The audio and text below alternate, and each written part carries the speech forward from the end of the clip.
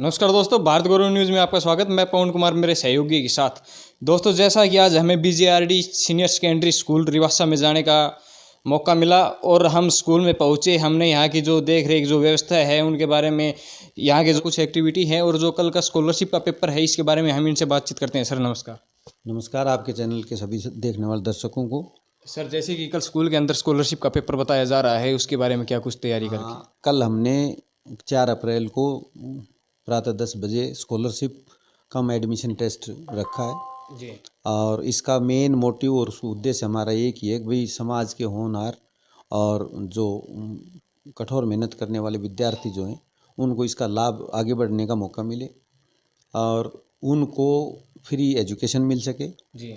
और इसमें हमने 2-3 बातों पर फोकस किया है मेनली कि भाई जो विद्यार्थी 95% से अबाउ अंक हासिल करेगा जी, वो जब तक हमारे स्कूल में पढ़ेगा उसको फ्री ऑफ कॉस्ट हम पढ़ाएंगे 95% से अबाउ।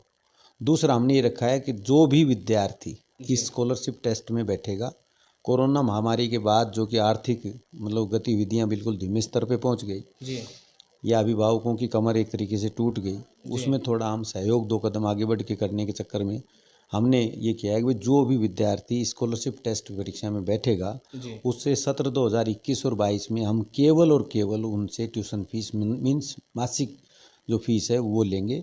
एनुअल चार्ज, बस का किराया, कोई हिडन चार्ज हम उनसे हासिल नहीं करेंगे। ये हमारा ये सब कुछ फ्री रहेगा।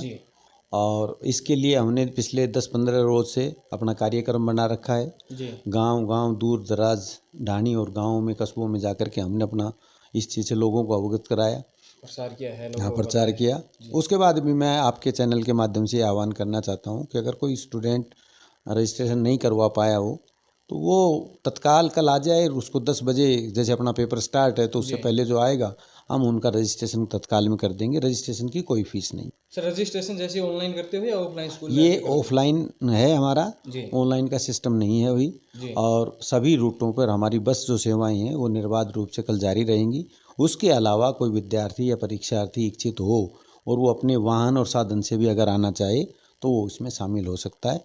मतलब हमारी तरफ से कोशिश होगी कि हम बच्चे को बेहतर से बेहतर परिणाम दे सकें और अच्छे विद्यार्थी हैं वो समाज में रोल मॉडल के रूप में उभरें ताकि और बच्चों को भी उनसे प्रेरणा मिले। सर, जैसे कि आपने ये कहा कि जो स्कॉलरशिप का पेपर होगा या वैसे जो बच्चे 95 वो नंबर लेके आएंगे हम उनको फ्री पढ़ाएंगे। जैसे मैं बातचीत कर देता हूँ, जो जैसी कोई गरीब बच्चा है या गरीब कोई लड़की है जिसकी परिवार की आर्थिक स्थिति बेहद ख़राब है और वो 95 वो अंक नहीं ला पाती है तो उसके लिए फ्री शिक्षा रहेगी। हमने एक सिस्टम रखा। अब की बार दुनिया के सब स्कूलों की लीक से हट करके हमने एक अपना नया फैसला किया था कि जो विद्यार्थी फादरलेस हैं, जिनके पिताजी नहीं हैं और उनकी आर्थिक कंडीशन सच्चे अर्थों में कमज़ोर है, उन बच्चों को हम फ्री पढ़ाएंगे। वो स्कॉलरशिप टेस्ट में बैठें या ना बैठें उसका कोई सरोकार नहीं। हम फादरलेस हो, उसके पास संसाधन नहीं हो, उस बच्चे को हम फ्री पढ़ाएंगे।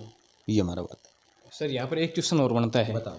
जैसे कि किसी के फादर हैं, उसकी भी अगर आर्थिक स्थिति खराब है उसके लिए हमने ये करिए कि अब की बार ये कहा कि भाई हमने अब की बार स्कॉलरशिप टेस्ट में वो बैठता है तो हमने कहा केवल मासिक फीस। गरीब आर्थिक स्थिति ठीक नहीं है लेकिन कम से कम वो अपने बच्चे को पढ़ाने के लिए वो थोड़ा एक्टिव तो रहे। जब गांव में हमारी टीम गई, आपके चैनल के माध्यम से हम सूचना दे रहे हैं, अखबार के माध्यम से हम सूचना दे रहे हैं, तो हमारा मतलब इतना तो उसको भी एक्टिव होना पड़ेगा अपने बच्चे की पढ़ाई को लेकर के। और जो बच्चा टेस्ट में बैठेगा उस बच्चे से केवल मासिक फीस लेंगे। और ये घोषणा करने वाला या इतनी बड़ी जो छूट देने वाला मेरे ख्याल से पूरे हरियाणा भर में पहला स्कूल होगा बीजेआरडी जिसने ये पहल सबसे आगे बढ़ के। नहीं होगा तो महेंद्रगढ़ जिले में तो एकमात्र ऐसा स्कूल है ये बीजेआरडी सीनियर सेकेंडरी स्कूल ही है जो कि फीस में और बच्चों के लिए इतनी छूट दे रहा है। उच्च अच्छी तरह की जो एजुकेशन है वो बच्चों को दे रहा है और जो बता रहे हैं कि पूरी कोशिश रहेगी अच्छी शिक्षा देने की। और आगे हम बातचीत करते हैं आगे। और क्या कुछ कहना है इनका? आगे मेरा ये कहना है कि मैं एजुकेशन से जुड़ा आदमी हूँ।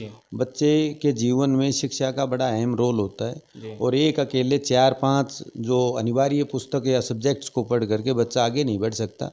उसके लिए उसको बहुत सी अलग अलग, किसी बच्चे का जो माइंड है वो खेल की तरफ दौड़ता है, कोई बच्चा कंप्यूटर में अच्छे से प्रोग्रेस करता है, कोई बच्चा ड्राइंग में रुचि रखता है, कोई खेल में रुचि रखता है। हम किसी भी, जब हमारे पास एक नन्हा बच्चा स्कूल में एडमिशन लेने के लिए 3 से 4 साल का बच्चा आता है, तो उसके माथे पे ये लिखा नहीं होता कि ये डफर है, कमज़ोर है, ये आगे कभी कुछ नहीं हो।